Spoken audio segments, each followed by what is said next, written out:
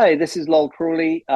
You're listening to Cinematography podcast. I am the cinematographer of The Brutalist. The following podcast contains explicit language.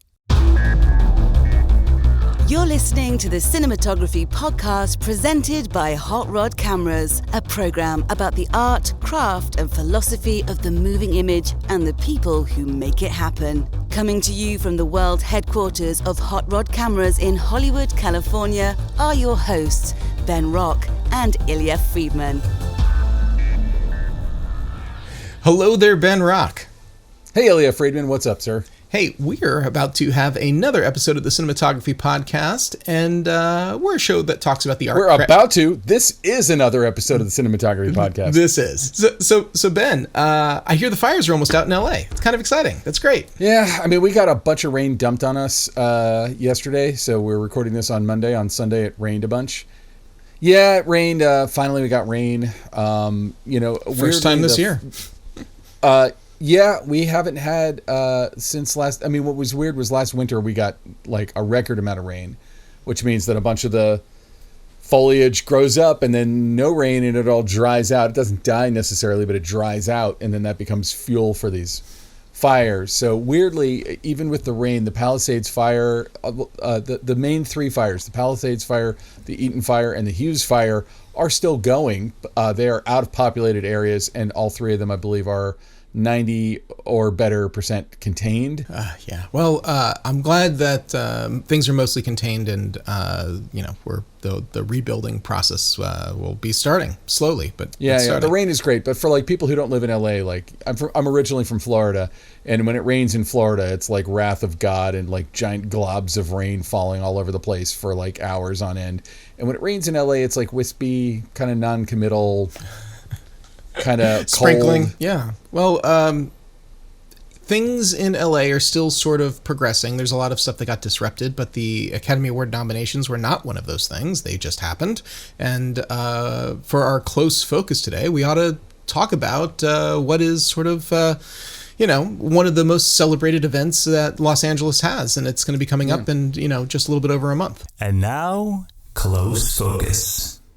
And unlike the Golden Globes, it's one you and I actually take seriously and care about. Yeah, a lot of people tend to, because I think it just has... Until I'm nominated for a Golden Globe, in which case it's like, the most important honor I've ever received. But yeah, well, and we haven't mentioned yet who's on the show, but this is the perfect time to marry these two thoughts. Absolutely. Bring it together. On this show is Oscar nominee Lol Crowley from The Brutalist. So we could not be more excited to have Lol on the show. He's amazing. Everyone will get to hear my weird barrage of questions about shooting VistaVision. As you do, as you should. Well, VistaVision's like making an interesting comeback. Like my memories of VistaVision were all as like background plates for ILM epics in the 1980s and 90s before digital got to where digital is. That's kind of what it was mostly used for a lot of the time. There were some VistaVision movies. It was like an also ran. Yeah. Like there were like format wars, I guess, if you could say that, in the movie theaters, where you had things like Cinerama and CinemaScope, and VistaVision was one of them. And it's a cool format, and it shoots 35 millimeter. It's basically, it is to 35 what IMAX is to 65. So it's pulling the frame sideways, and you're getting a much larger frame. It's the full frame 35 look for the digital people out there. And it gives you like just a lot more negative per frame. It also optically changes the quality of the lenses that you're going to use. And I sort of feel, and I think it's also noteworthy, and I'm not like trying to say this in an annoying, hacky way, but like The Brutalist, if you look online, was made for very little money. It was made for under $10 million. And it's a period piece shot VistaVision. And I personally hope that this will inspire a lot of like indie filmmakers who are paying attention to this, maybe someone who's listening to us, to say, hey, I have $5 million for my movie. I wonder if I could make it on a format like VistaVision. Maybe it would be worth looking into it. You might look into it and be like, can't do it for this reason or that. But like, what a cool thing for them to choose to do. But the movie looks freaking amazing, and I'm really excited that we have Lol on the show. Yeah. Okay. So the next nominee is Greg Fraser for Dune Part 2.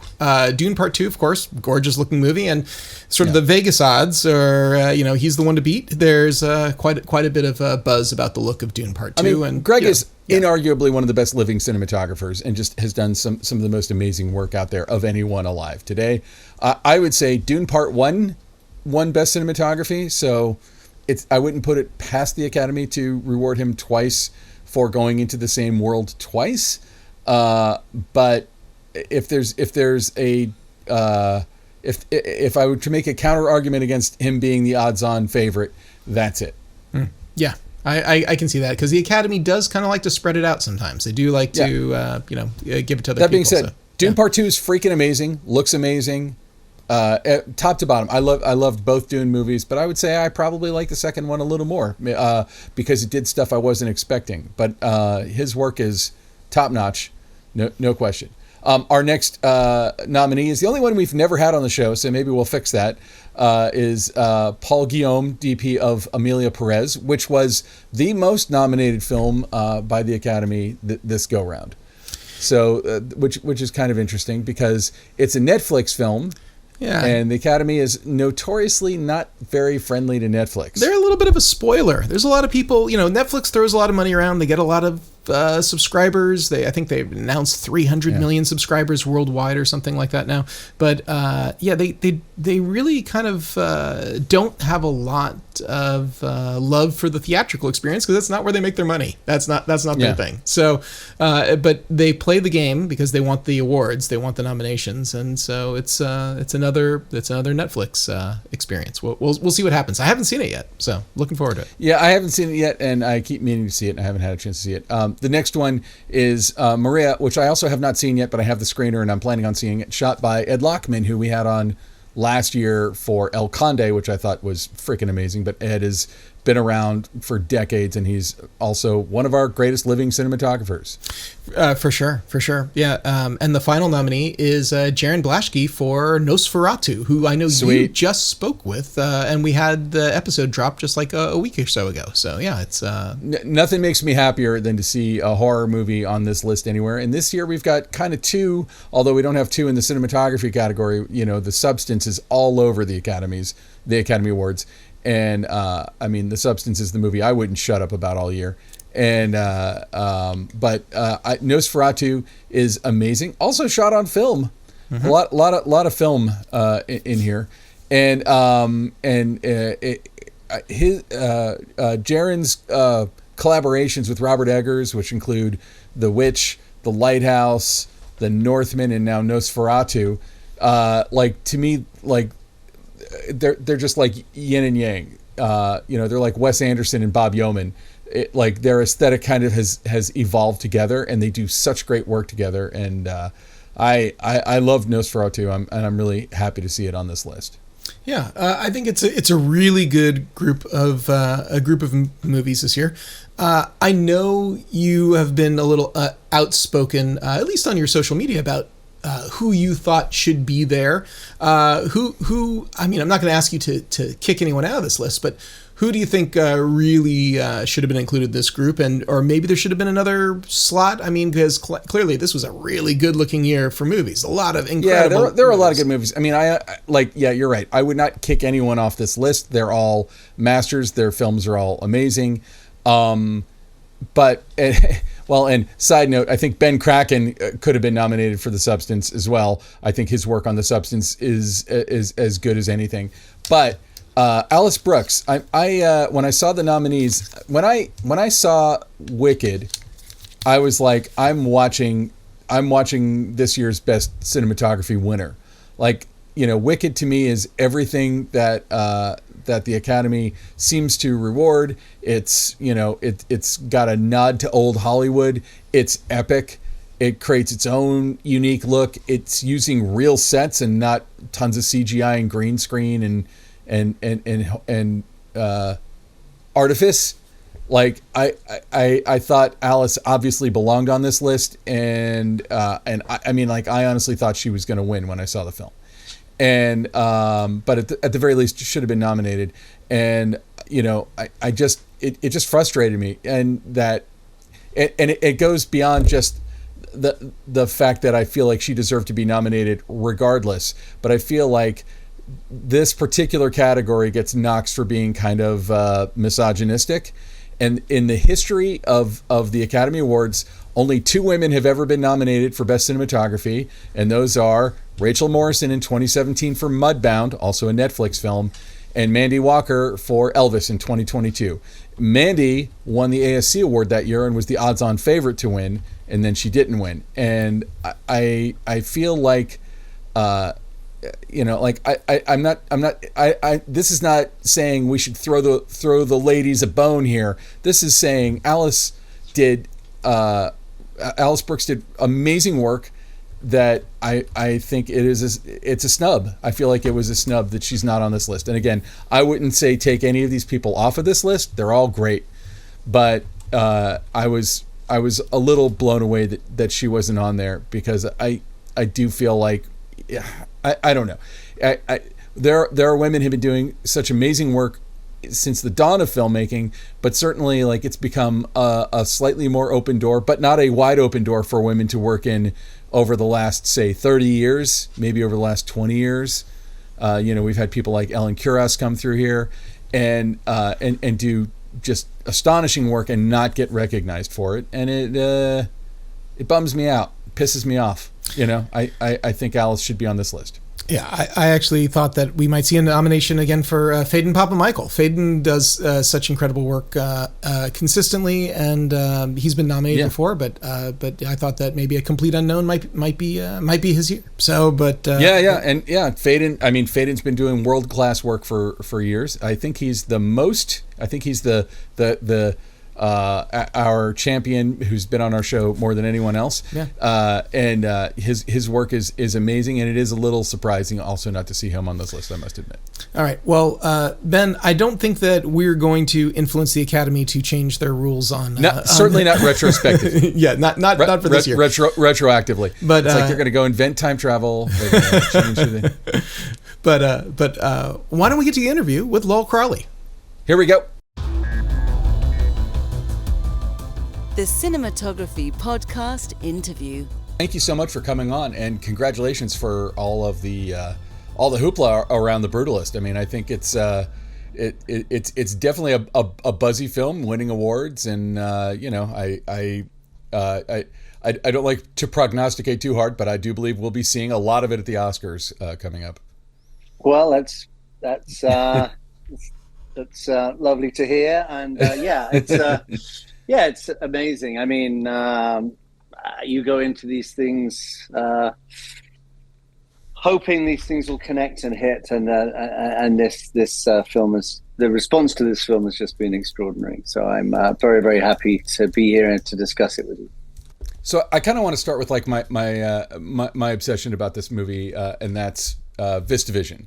And shooting it on VistaVision. So when we'd spoken to the DP of Poor Things, what was it, a year or two ago, that was the first time I'd heard anyone talk about VistaVision outside of the context of background plates for ILM in the original Star Wars trilogy or something like that. And it is my understanding, as a former projectionist, that VistaVision it's using 35 millimeter, and it's like, I forget exactly how many perfs pull across, but like regular 35 is four perf pull down. This is like 16 perf pull across or something, or 12 perf pull across.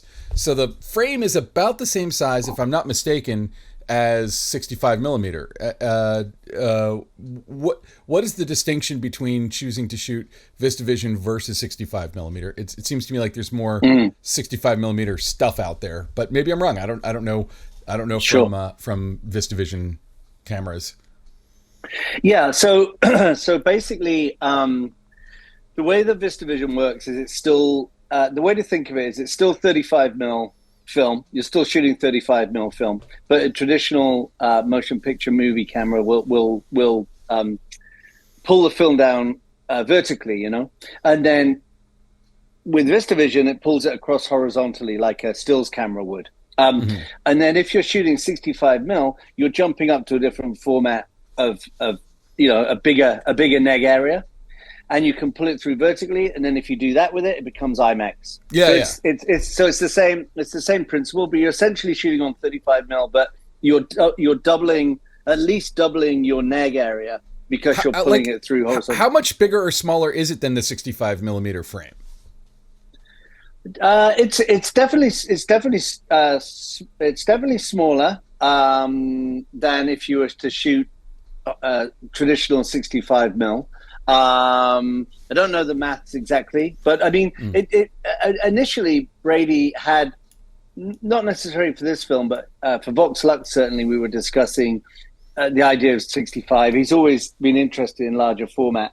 The thing is that 65 is also, there aren't that many cameras out there. You know, there's the Panavision cameras, and then there's the 765, I believe, the ARRI cameras, but they're all a little thin on the ground. And so it is, you know, when we came to do VistaVision, or came to shoot this movie or discuss this movie, Brady certainly started talking about the idea of VistaVision, you know? And so yeah, that was the initial conversation about it and how we would use it to capture landscapes and the architecture in the film, you know. But yeah, technically that's essentially how it works.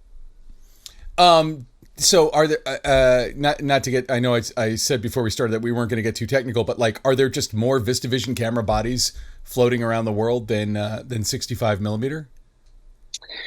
No, there's less. I mean, I think there's been more kind of sort of appearing, and that I've discovered, or people have approached me with since shooting the Brutalist, which I didn't know about.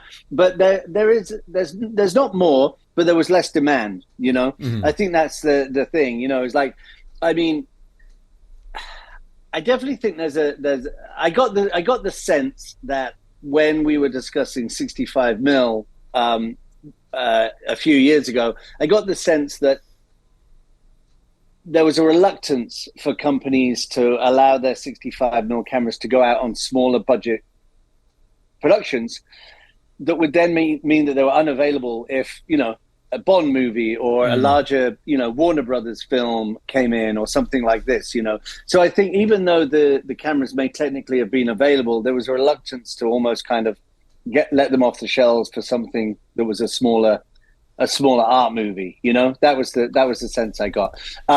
Whereas that was never the case with the VistaVision. I mean, we got our camera from Camera Revolution in the UK and then had it sort of serviced prepped at Movie Tech, and there just wasn't really the demand. I mean, I know Robbie Ryan a little bit, and I knew that he had shot some VistaVision for Poor Things, and we actually used both films were shot in Budapest, and so we used the same technicians as well. Oh, wow. A guy called Balint, who is incredible out there, who if there were, you know, basically every time we shot the VistaVision, you know, when we shot with the VistaVision, he was with us on set.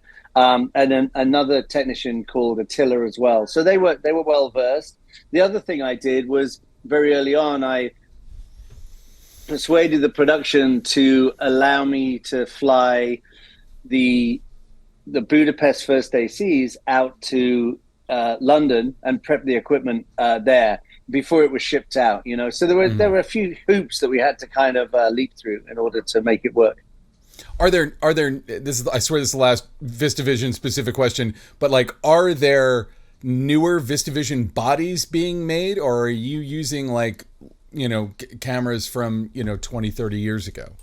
I think we were using cameras from 20, 30 years ago. I think there are definitely some developments that are being made, and I think we'll see more films coming out that have been shot in VistaVision. And there seems to be, whether it's coincidental or not, but there's a resurgence or definitely I'm sensing an interest in VistaVision.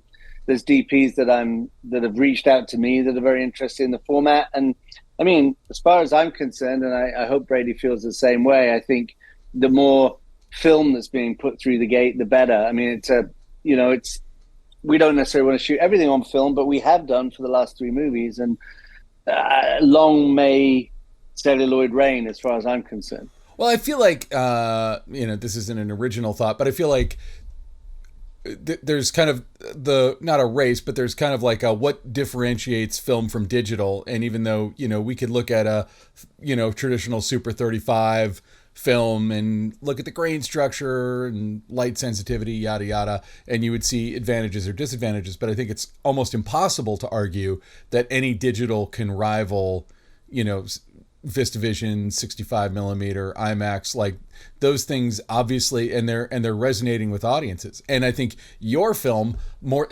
we're used to hearing about these large formats on movies like Poor Things or on Oppenheimer. We're used to hearing about them on like giant budgeted films, and your film had a modest budget that I have read was under 10 million. I don't know exactly what it was, but like, a modestly budgeted film shooting on this large format, and it probably doesn't break the bank that much these days, and gives you an opportunity to show us visuals as you have created that are like nothing that we're seeing anywhere else. Yeah, I mean, I think so. This is the third film that I've shot for Brady. We did Childhood of a Leader and Vox Lux before. From the very first, it was, Childhood of a Leader was Brady's first film. Whether we shot on film or not was not a discussion. It was a complete prerequisite for Brady. He wouldn't have it any other way, certainly for these films. He may change his mind on future films. I know he's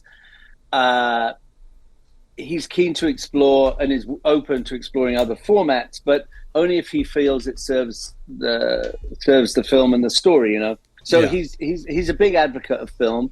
I mean, I think the most important thing to say about my work with Brady is all three films are period films in one form or another. Vox Lux is the most recent period, so in many respects to myself, who's just turned 50, doesn't feel period, but it is essentially a period film.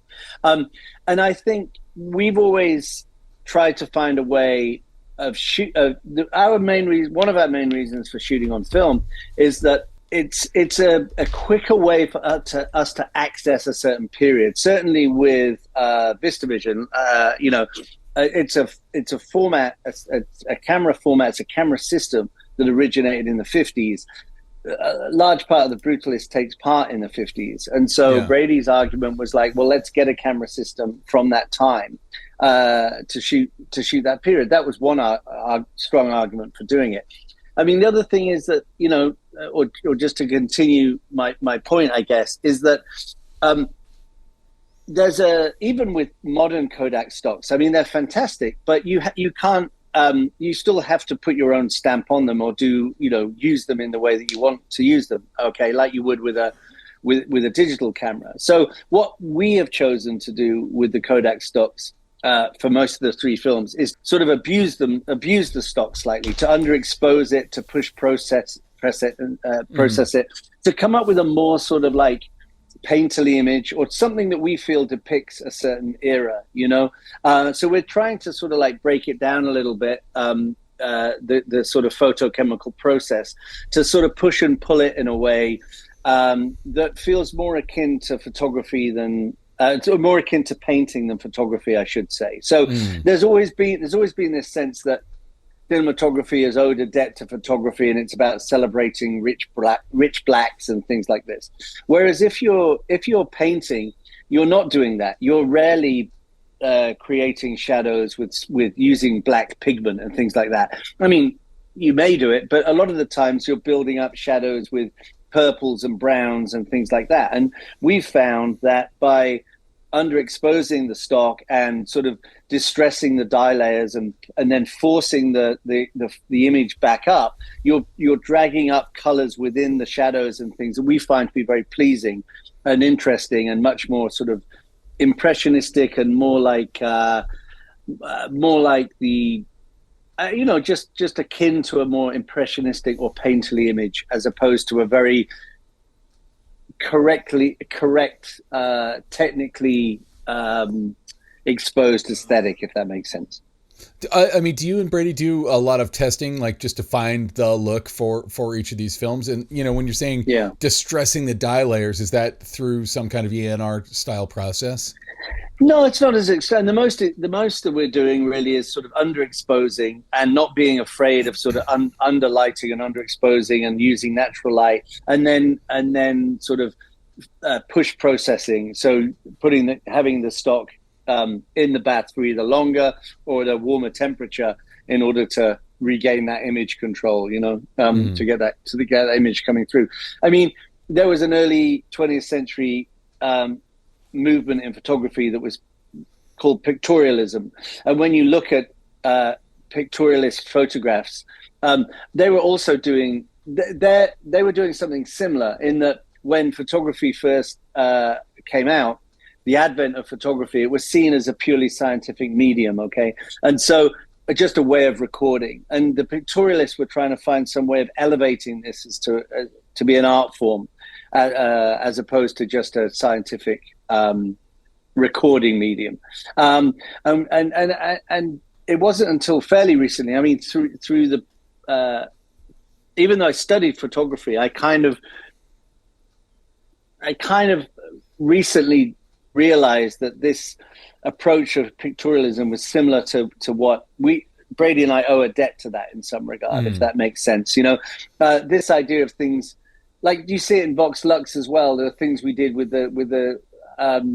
Celeste dance rehearsals that are very sort of soft, and the focus is quite soft, and there's just much more of an impressionistic sense of that. And I'd never really put a name to it, but I think that's the kind of debt that we owe really to that movement. And like when you talk about painting, do you have any background yourself as a painter? Have you done any painting? It sounds like you understand the theory anyway of like how to create shadow and stuff like that. Sure. Yeah. I mean, to a certain degree. I mean, I studied art history, and then that led to photography and my involvement in photography, and then photography that led to moving image, and that's kind of the evolution that I took. So let's kind of get into like the actual the Brutalist. It kind of starts with just like a brilliant, I don't know if it was done as a one or if it's stitched together takes that kind of lead to like it's hard to shock me as a viewer, but it's like this shot of the Statue of Liberty upside down, like I'm like, like as soon as that happened, I'm like, okay, I have an idea of thematically where this is headed.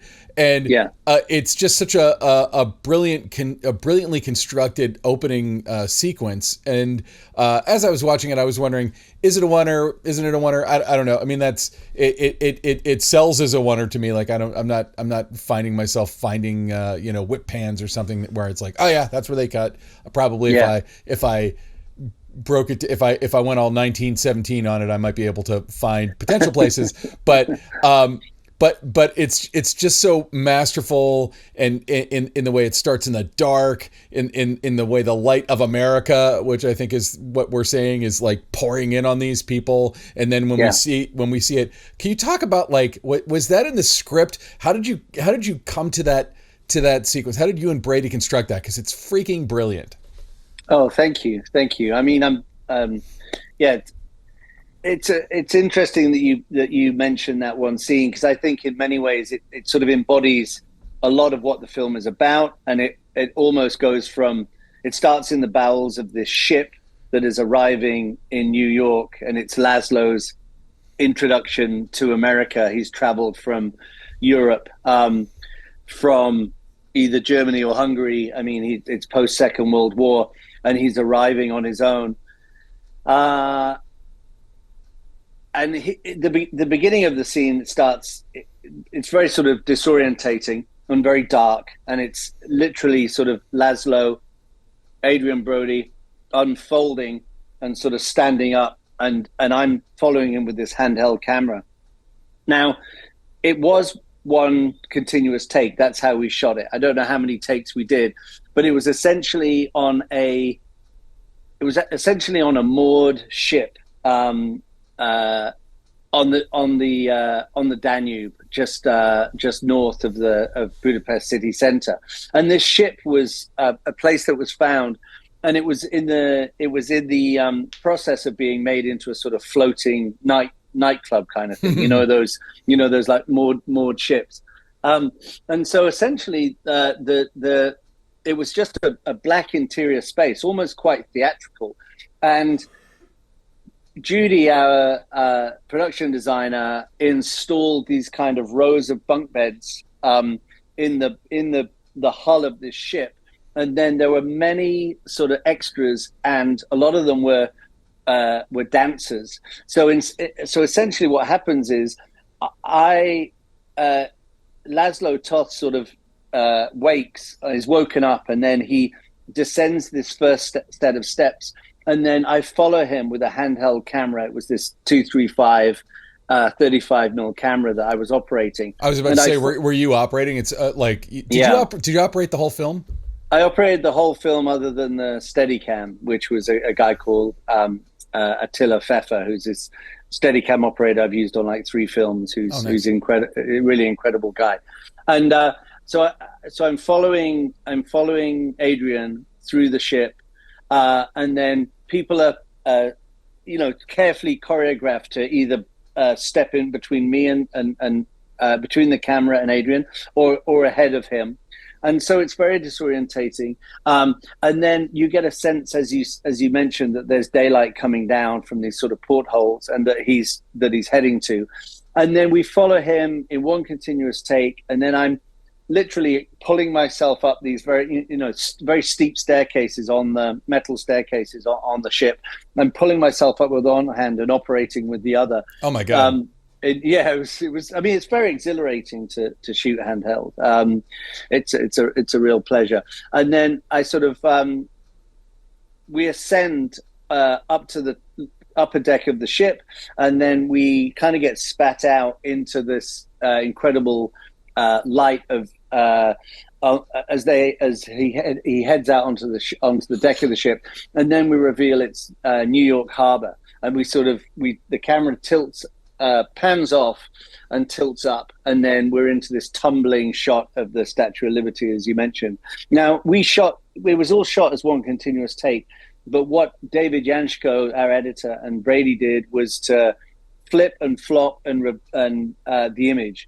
So in order to accentuate that disorientation. So it's interesting because there are other scenes in the movie that were just purely one continuous take, but here they very much decided to kind of flip it and disorientate us even further. So it's there was a certain amount of editorial work in there as well. And then when we shot the Statue of Liberty, that was shot VistaVision in New York Harbor, but then again editorially it was flipped, and I wasn't flipping the VistaVision camera upside down as we were filming. A lot of that was editorial choices afterwards, but as you mentioned, this idea of kind of disorientating László, and also this idea, the idea is you're supposed to come to America and it's the new hope, it's terra firma. But the fact that it's untethered and disorientating and flipped on its head is a really sort of ingenious way of representing that it's László's time in the US is not going to be all he imagined. Yeah. No, it's like a thesis statement, and I feel like it's a thesis statement about the character, obviously, but also it's kind of I don't know.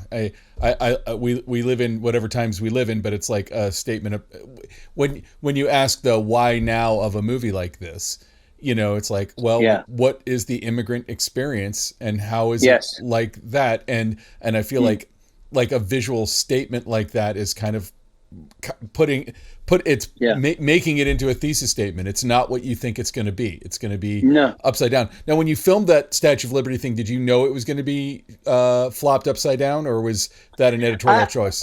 It was an editorial choice, but I knew that we were going to have we'd always spoken about some version of representing the Statue of Liberty. There was a kind of version early on where we would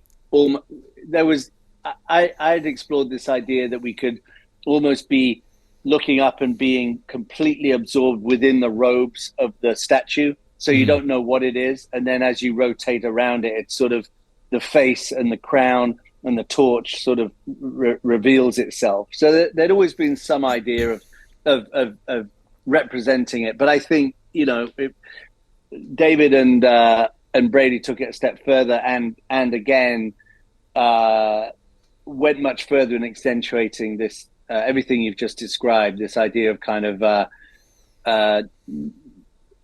the immigrant experience, the America not being as reliable as it first seems, or being more to that story, And certainly the industrialist.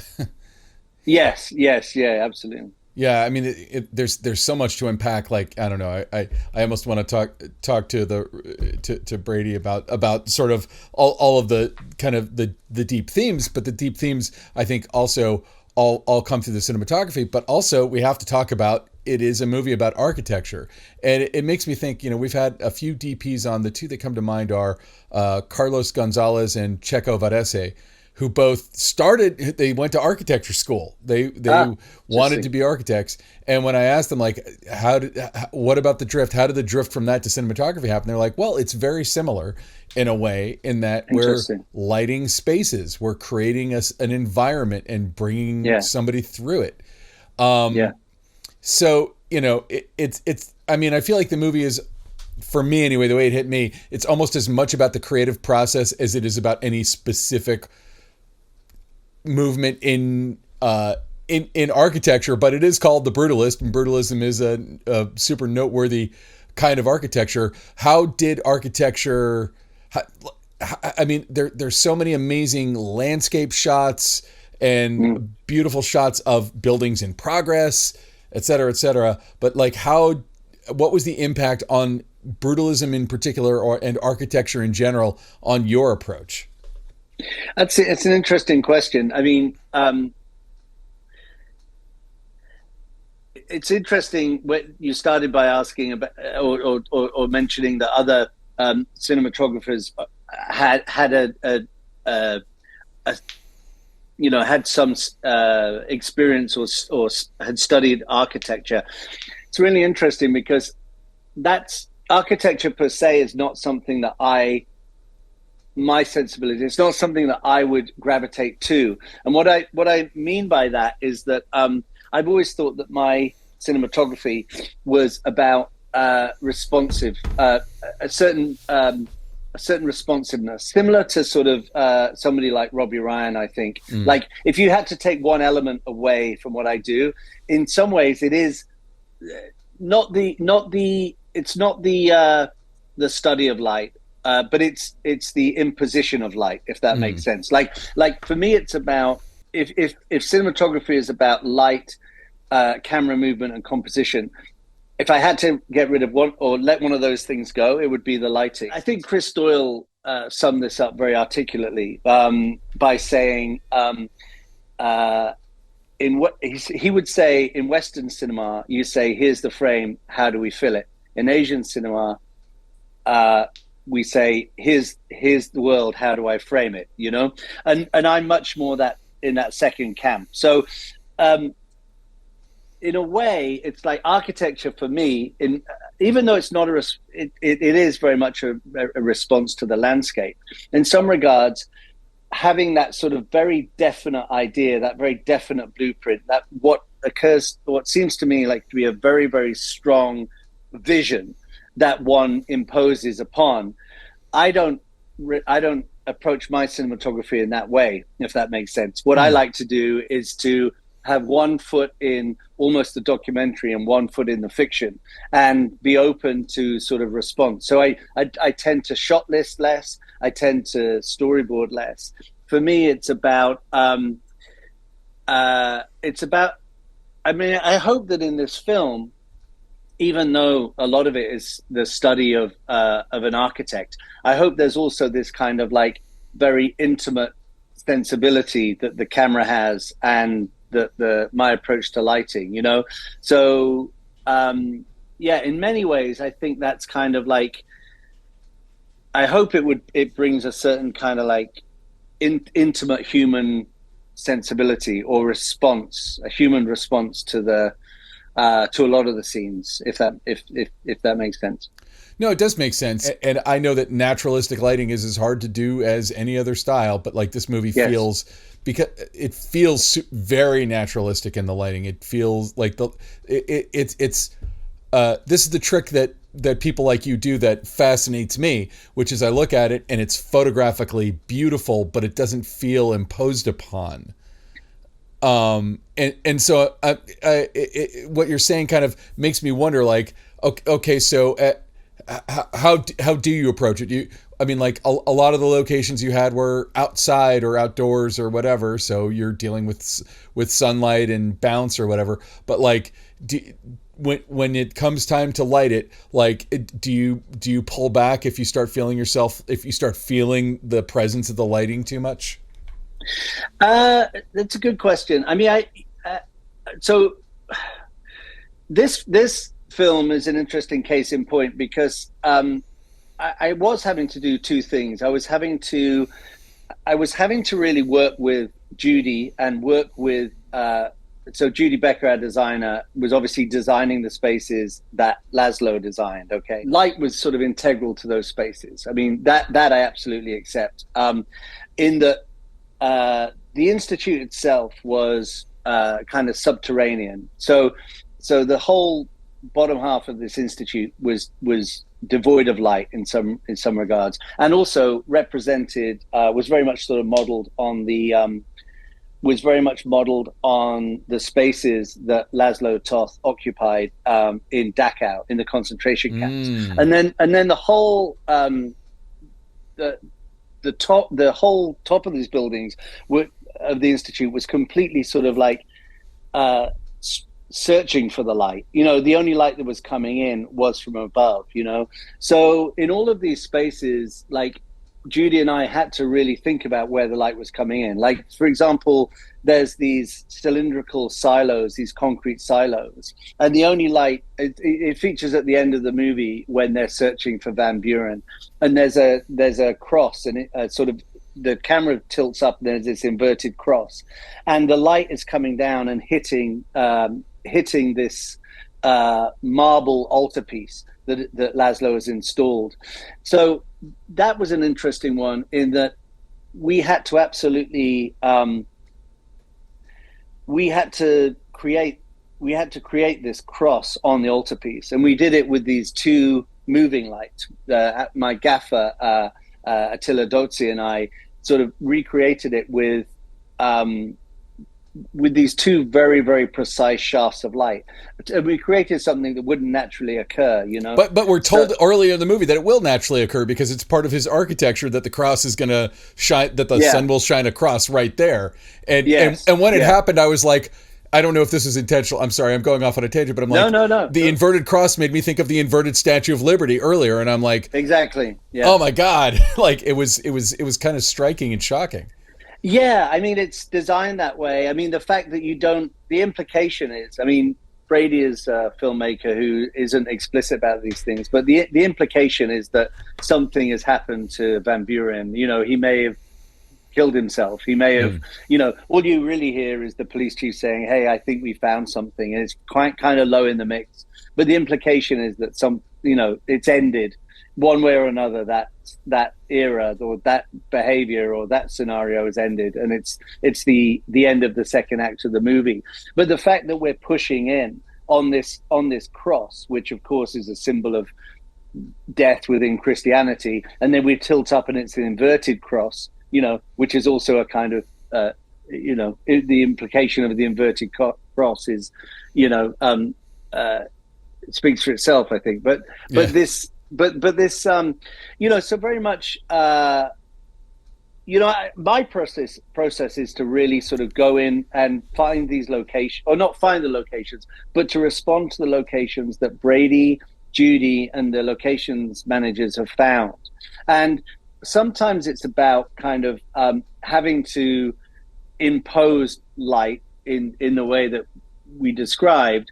But more often than not, what I'm trying to do is protect what they have found, So for example, in the Carrera marble quarries, there's a scene where they have this party, that's almost like this Fellini-esque kind of party just before the most brutal physical act that occurs in the film.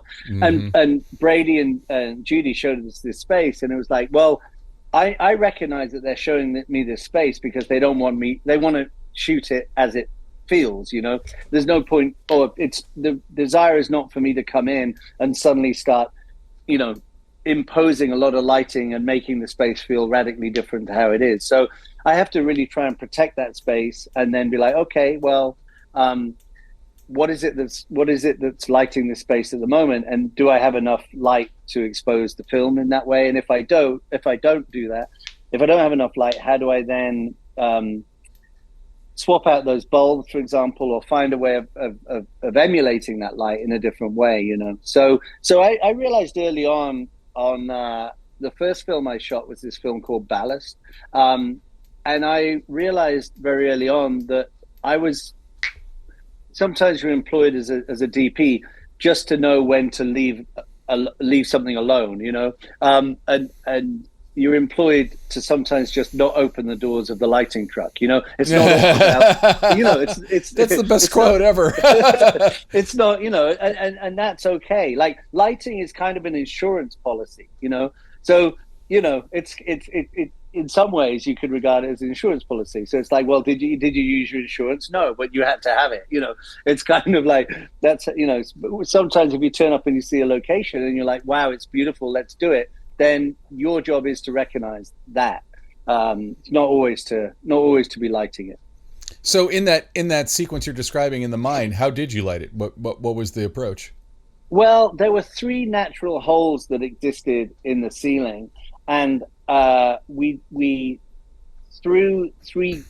We sort of lit it with 3 small, I think maybe like 5K or 10K lights through this hole. But given such a cavernous space and such a deep hole, it didn't really do a great deal other than provide these 3 kind of pools of light that felt kind of unmotivated in the best possible way. It allowed them to sort of drift through in this handheld sequence and pick up a little light here and there without it feeling that they were blasted with light from above.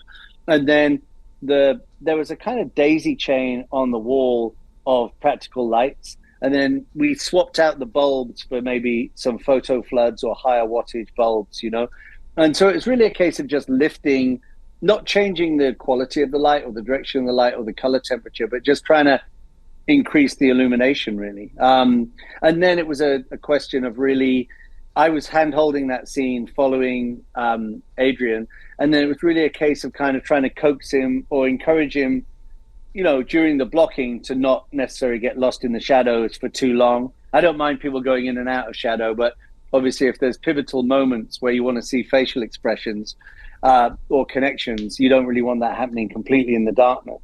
And then that was sort of juxtaposed with, or contrasted, I guess, with a more formal approach to the way that we treated Van Buren, who was up above, sort of voyeuristically staring down on the scene below, and that was shot in a more formal way, and it was actually lit much more than we had down below. I had much more control and much more desire to light those moments because I wanted to see Guy Pearce in profile. I wanted a nice rim light to be able to pull him out. I wanted the cigarette smoke to be backlit and things like that. Well, yeah, and it's like, like you said, it's like right before probably the darkest moment in a movie that is not devoid of darkness, and he's kind of the bad guy. Like, it like up until that point in the movie, I kind of felt like he was drawn in a way where I didn't know how I was supposed to exactly feel about him, which is good as a viewer. I didn't feel like I was like, oh yeah, he's the evil villain, but then he does something that's just, I don't want to spoil it for anyone who hasn't seen it, but it's like I feel like that's the good setup for that for the next. I think it's the next major moment with that character. And and I think it's really interesting because it's about power, in that moment as well, which is really, it's not, it's about control I think it's kind of really that it's just yet another theme within the movie, as you expressed earlier. There are so many, Brady always explores many themes within his films. It's a really interesting sort of way of exploring power relationship between the two central characters. Yeah, it's so. But like when you read the script, like were the themes just popping off the page at you when you first read it? Like, did it feel like this? Because I do feel like from a cinematography standpoint, there's a different way you approach maybe a character piece, or I guess I should ask you this: is there a different way that you would approach like a character piece or something that's like very thematically driven? Because even though these are very believable characters, very real feeling people, to the point where when I first heard about it, I'm like, sounds like a book. No, it's not a book. Is it a biography? No, it's not a biography. This is just an original movie like we used to make more often, and we don't make enough now. But like in watching it, it was like the themes of it were so powerful. And do you think about that? There's like the idea of the predominant element, which is like dialogue, theme, story, character, and spectacle. And to me, like if I was to nail this movie down and say it was one of them, it would be theme. Does that affect your work at all? Well, I mean, I think it's. I don't know if this is one way of answering it, but all three films, in some regard, are a kind of unofficial trilogy. Oh, interesting. In the sense that they all examine three. Blew up my brain. Go ahead. Yeah. they all sort of examine three central characters that are fictitious, that are in some way sort of iconic in their own way within culture at that time. So, so the character in The Childhood of a Leader grows up to become this kind of European fascist. Between the wars. Celeste, Natalie Portman's character, is this kind of iconic pop star. None of them exist. They're all works of fiction, but in some ways they're all one of the things that Brady is kind of examining is the sort of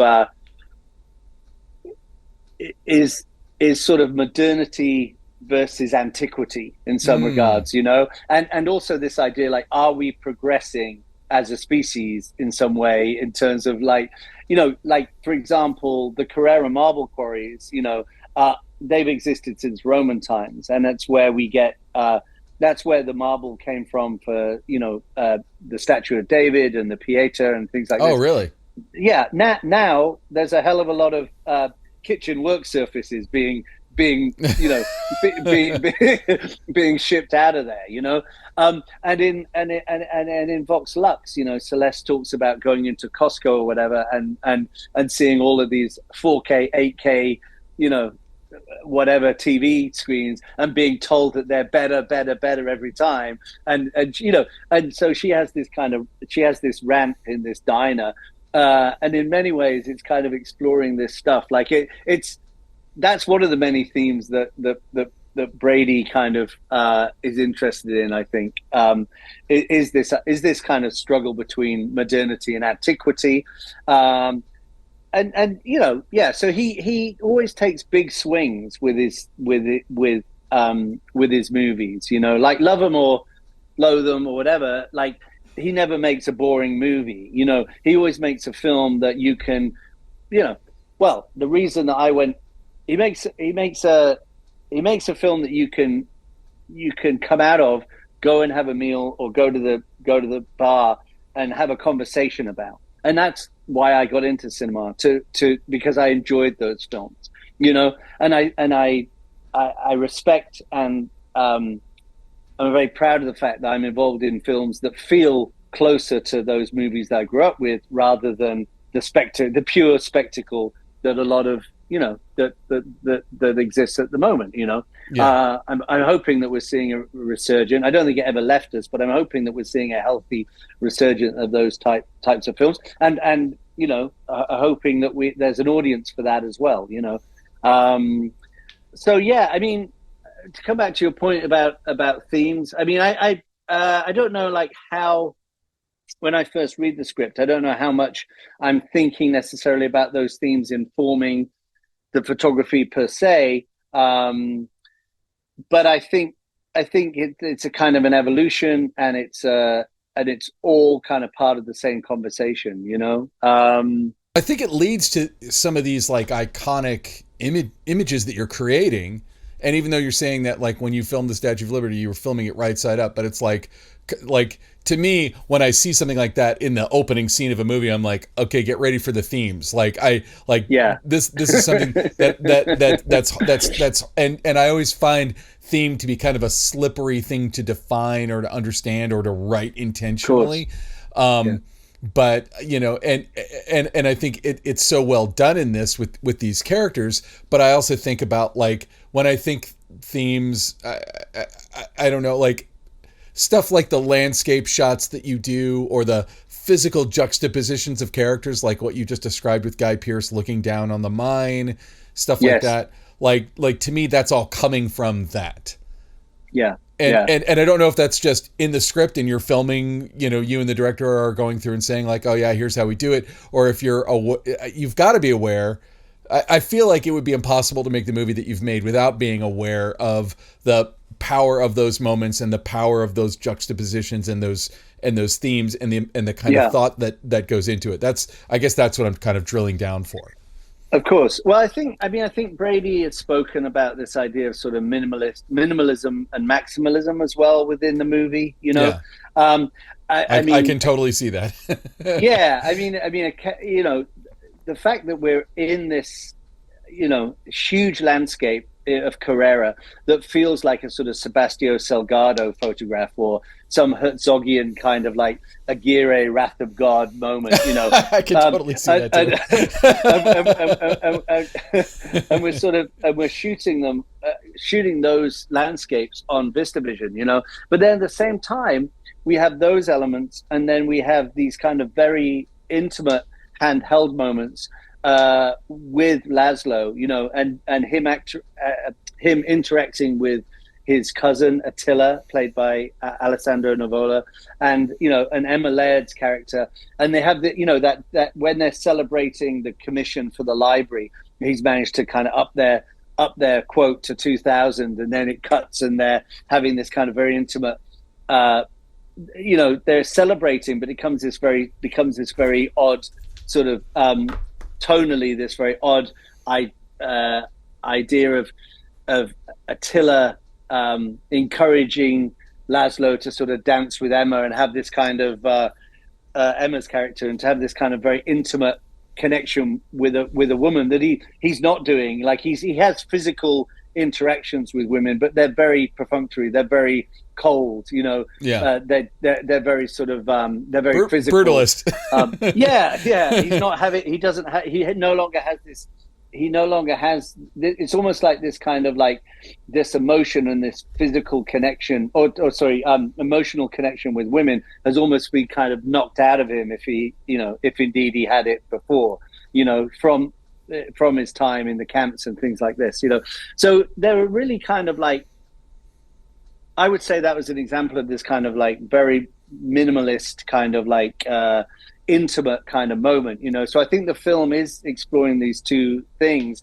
But what I hope, and I feel assured in saying, I think that the film does successfully kind of like, it is cohesive. It feels like it's it doesn't feel like these are disparate moments. I feel like you still sense the same filmmakers behind the lens. Oh God, yeah. And it feels there's a cohesion to well, 100%. I mean, I forget who, we've had so many people on here talk about like the power of going from like a big wide shot to a screamer close up, like how that focuses the audience, and it goes from very I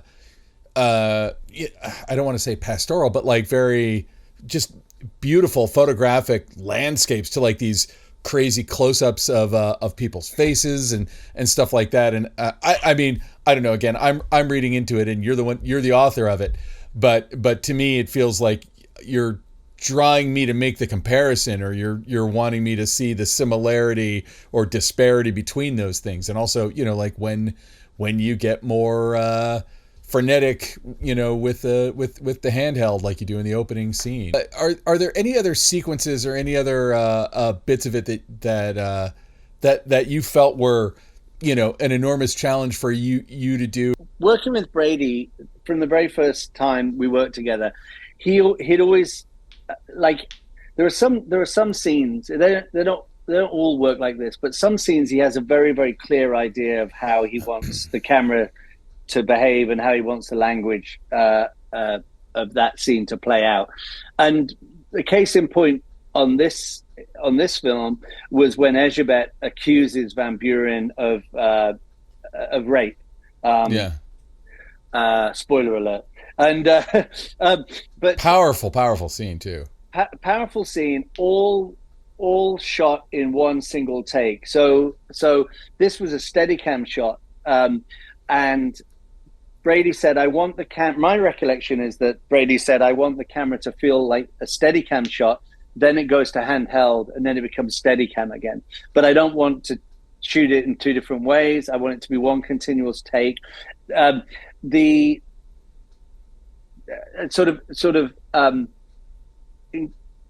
unlike the editorial choices in the scene with the ship, what you see is one take, so there's no hidden cuts in that scene. In that ship you have people crossing frame and stuff. Exactly. You have numerous things that you could have cheated had you decided to, but in the scene you're describing, it's like kind of just it's funny, even as you said it, I was so swept up in the drama that I wasn't paying attention to is there a cut, is it a oneer? As soon as you said that, I'm like, oh yeah, that was a oneer. Oh my god. Yeah.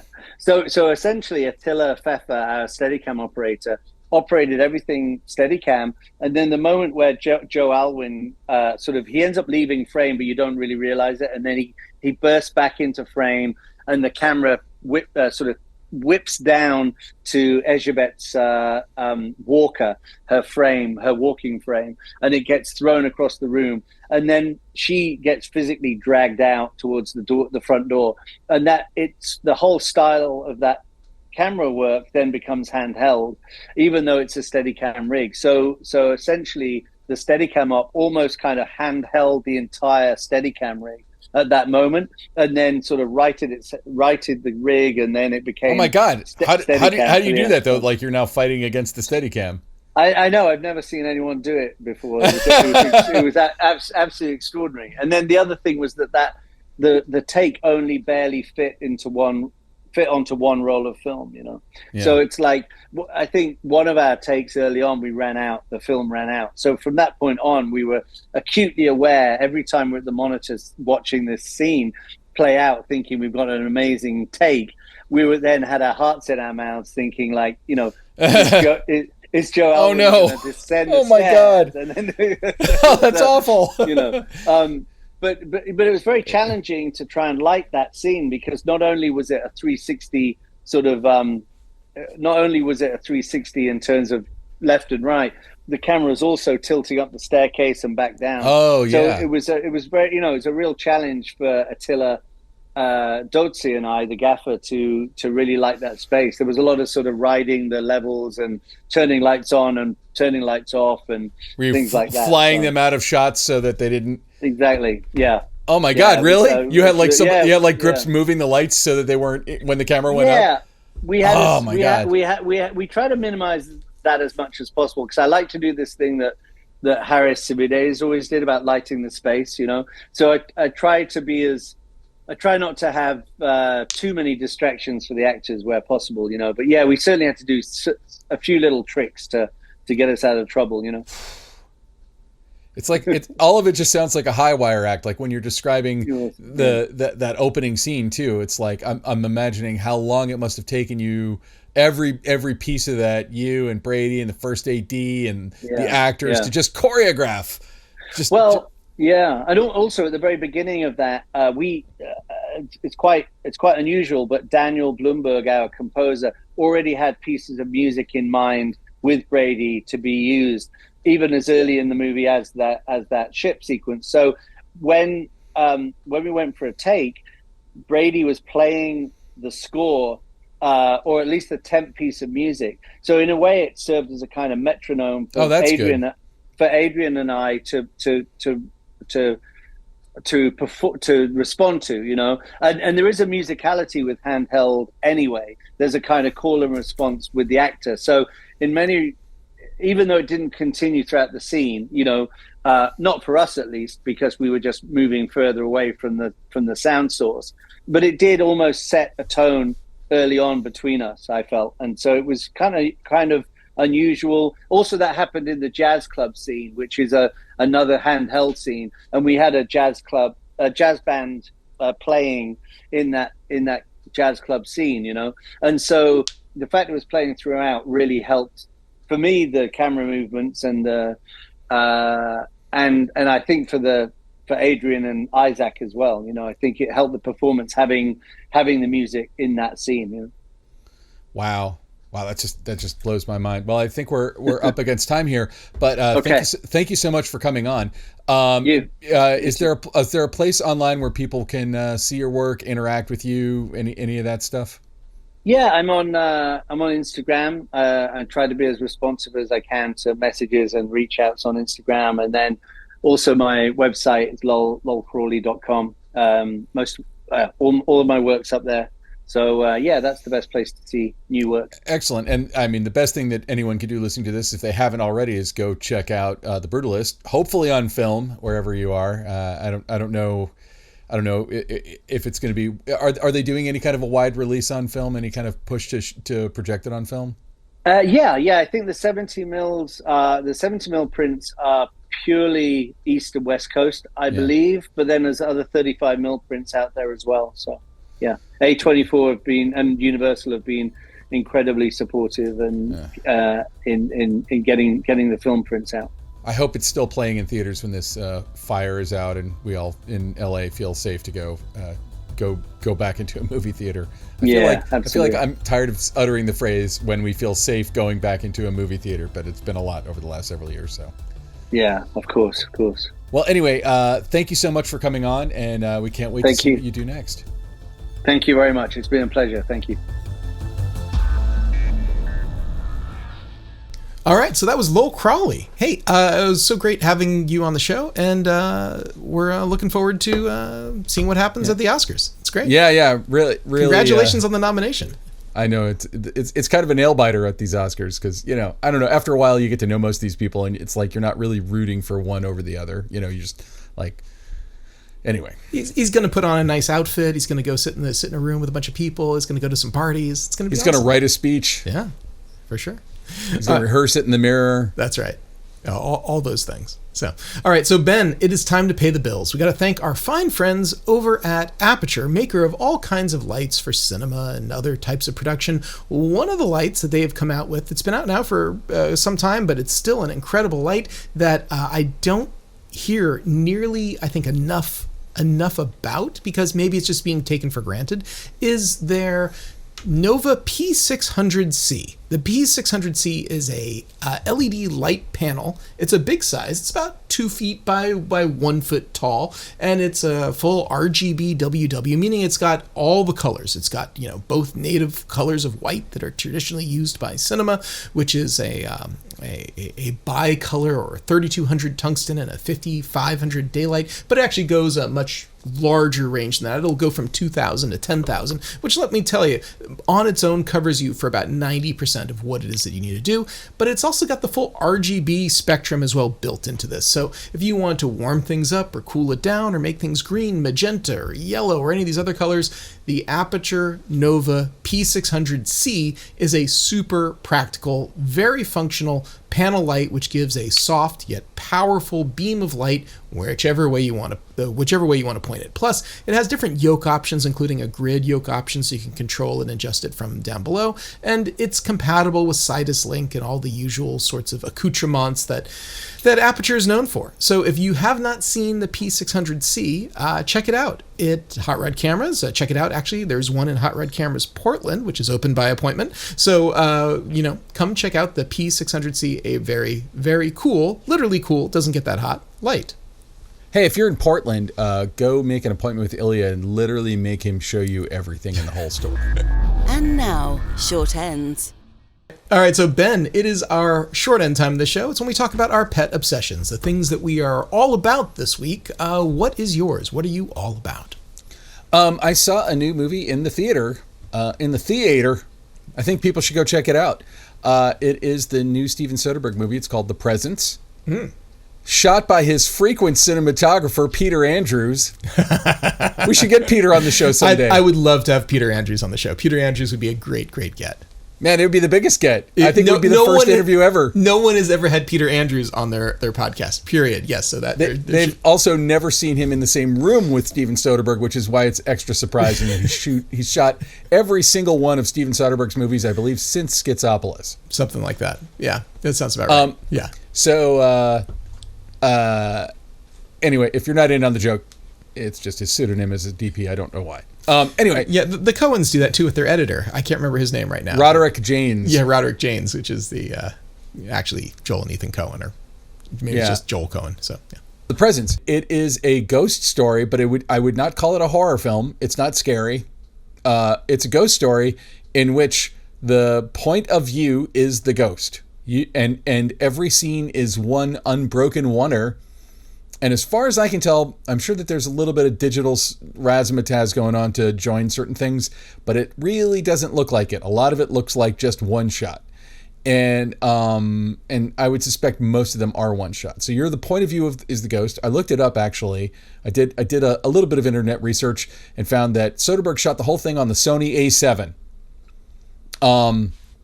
It stars Lucy Liu, is probably the only name actor in the movie. It's and the whole movie takes place inside the house. And actually, I would love to get, if Steven Soderbergh would ever dare to come on our show, I would love to have him on, and I'd love to talk about this, because watching this, you see the world in every scene. The camera seemingly can look in 360, which means that the only lighting that he was able to use were practicals and lights coming in through windows. And a lot of it takes place at night, which I'm sure that there's still some light window, but there's a lot of design into the practical lights that feel like a normal kind of suburban house. But he's racing up and down stairs, and I'd say more than anything, it's a mystery as you watch it, because you want to understand who you are as the point of view of the ghost.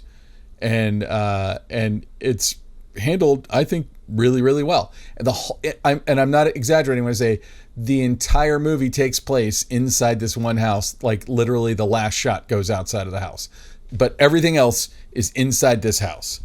And so you see every room from every angle. And I was just really, firstly, I was just sucked into it, and I was, in for the story. It was really well told. I thought it actually looked really good on the big screen. Sony A7, not bad work, Sony A7. Which version of that Sony A7? Because there's several. There's 42 I'm not sure. versions. Yeah. I don't know. The interview I saw with him, he said Sony A7. So I'm not sure which Sony A7 it was, but maybe we get him on the show and we ask him. I'd love that. That'd be great. All right. So The Presence, now playing. Just Presence. Oh, Presence, now playing. Okay. Yeah. Cool. Yeah. Go check it out. See it in the theater if you can. I thought it was really good. Ilya, what is your obsession this week? Well, it's the Sundance Film Festival, which is also going on at this exact same time as us having this conversation. Now, the Sundance Film Festival has been going on a long time, and it was rumored that this was going to be the last year in Park City. Not true. It's actually going to now be 2026 will be the last year, and supposedly after the festival, sometime in this Q1, they are going to announce which city it is that's moving to. The three nominees are, drumroll, Park City, Utah, where they were slash Salt Lake City, moving it slightly down the hill, which some are saying is the odds-on favorite. They just wanted more incentives and money from the state, so they might not go very far. The other two nominees are Boulder, Colorado, which I think is a good chance because skiing's always been sort of a maybe unspoken part of the festival. There's a lot of people who go there to both ski and fest, so that may be a thing.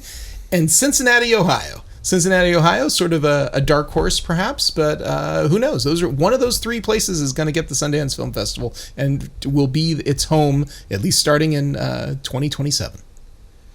Oh, well, I think it's going to go to Salt Lake City. I can't imagine them taking it out of Utah. And it's weird to me. Like, if anyone's ever been to the Sundance Festival, you and I both been several times. It's like it's a very weird, intimate experience where you're kind of forced to be on top of everybody. And so you'll run into filmmakers or you'll run into actors at restaurants or whatever, and it kind of forces the viewers and the people who made the films to kind of interact in a weird way. And I think going to a bigger city, and I'll use an example of Tribeca, where I've played before. Like, Tribeca is spread out all over New York City, and it doesn't, even though they have a lot of parties, they have a lot of things to get you together, it feels like you're just in New York City being New York City while you're there. Whereas Park City, Utah is there. Only the Sundance. Yeah. Like, if the weirdest thing you could do is say, I'm going to go on a ski vacation to Park City, Utah the week of the Sundance Film Festival and not go to the Sundance Film Festival. My cousin did that. I ran into her while I was at the festival. I was like, what are you doing here? She's like, oh, I'm skiing. And I'm like, you chose the worst time ever to ski. So, yeah. I mean, the last time I went to Sundance was right before the pandemic. It was 2019, and there was a Blair Witch reunion thing. And which was great to be a part of. And I noticed that, like, at that point, Uber and Lyft had kind of taken over getting around in town. Like, I had driven to Sundance from LA a few times.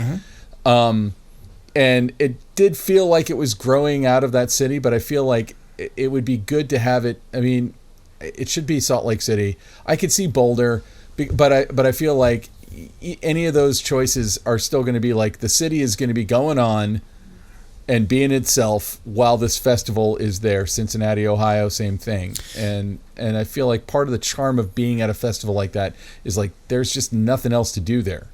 I got to give a shout out to IndieWire too. They publish a thing every year at Sundance where they talk to the cinematographers, all the narrative features, and then they make a list of what cameras and what lenses they used.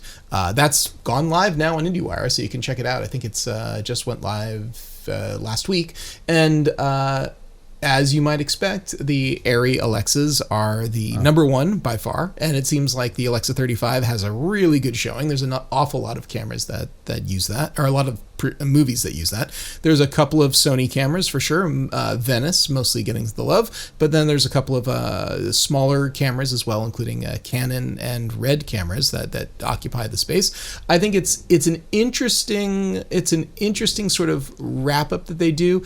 They don't draw any conclusions that say, like, well, you want to get into Sundance, you better shoot on an Alexa. There's nothing like that, but it's interesting to see the division of how it all lines up every year. And I would say that this year is much like many other years. Occasionally there's some Blackmagic, occasionally there's more Canon, but Arri seems to dominate the space. The odd iPhone 6. Yes, every once in a while there's that, but you see a lot more of these other cameras in the other categories. But like narrative feature films, once again, Arri dominated again, and you can kind of scroll through the whole thing. We'll put a link in the show notes. It's IndieWire Sundance 2025 Cinematography Camera Roundup. Sweet.